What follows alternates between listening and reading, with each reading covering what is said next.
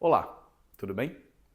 O déficit em conta corrente acumulado em 12 meses até agosto de 2025 chegou a 3,5% do PIB, comparando a 3% no final de 2024 e, se voltarmos mais um ano, a 1,3% no final de 2023. Essa aceleração do déficit tem criado certo temor em analistas de que podemos estar no limiar de uma crise de financiamento externo. Até porque esses patamares de déficit que estão sendo observados hoje, se olharmos em perspectiva histórica, tipicamente estão associados a momentos onde tivemos carência de financiamento e que levaram a uma correção abrupta tanto da taxa de câmbio quanto do desempenho da economia doméstica. É importante nós tomarmos alguns cuidados porque o déficit em conta corrente hoje é medido de uma forma um tanto diferente do que era no passado. As trocas entre residentes e não residentes hoje, que fazem parte do déficit, englobam um conjunto muito maior de eventos e de informações. Então, comparar o 3,5 de hoje a um 3,5 histórico, digamos, de 10 anos atrás, não é exatamente preciso.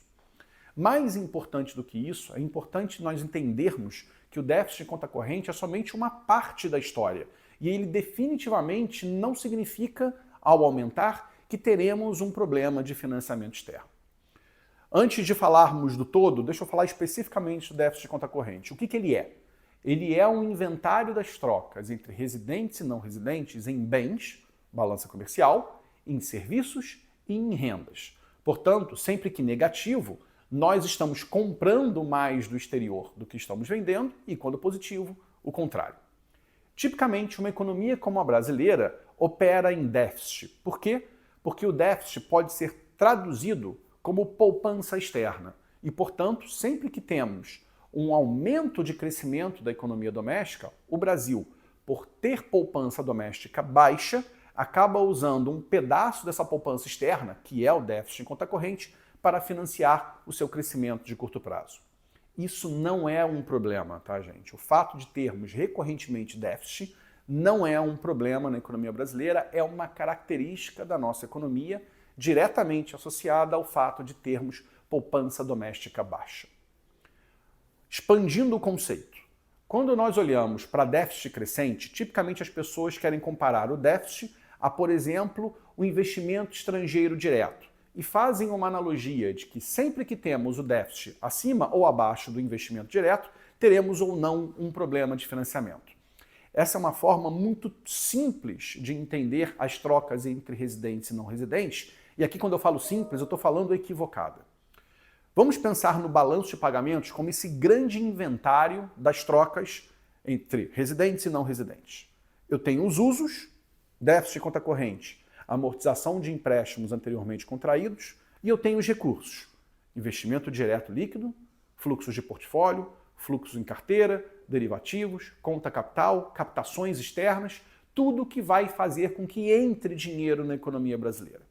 Da comparação entre usos e recursos, eu tenho um balanço, literalmente, e o resultado desse balanço é a variação de ativos de reserva num determinado período.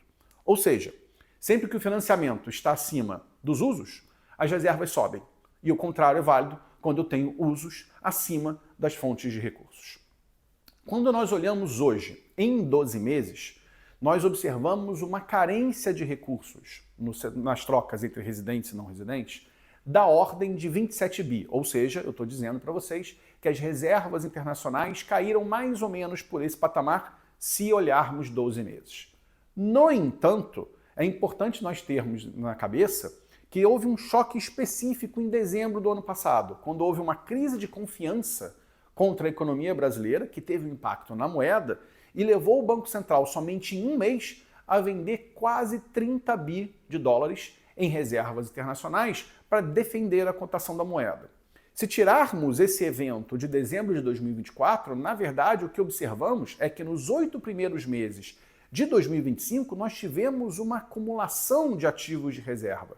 E, por ajustes que tivemos, por exemplo, em cotação das moedas, euro contra dólar ou ouro contra dólar, as reservas internacionais medidas em dólares no Brasil voltaram a ultrapassar marginalmente 350 bi de dólares em agosto, quando, em janeiro, elas estavam um pouco abaixo de 330 bi.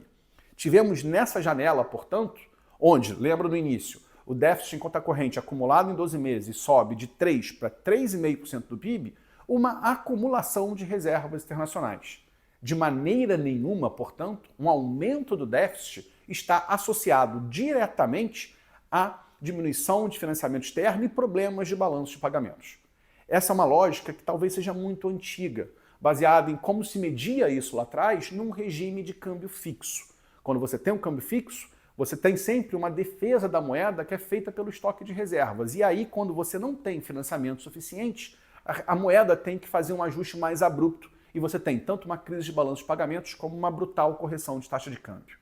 Em regimes de câmbio flutuante, mesmo que não perfeitamente flutuante, esse ajuste do câmbio é usual, ele vai ocorrendo no decorrer do processo. E no fim do dia, é simples assim.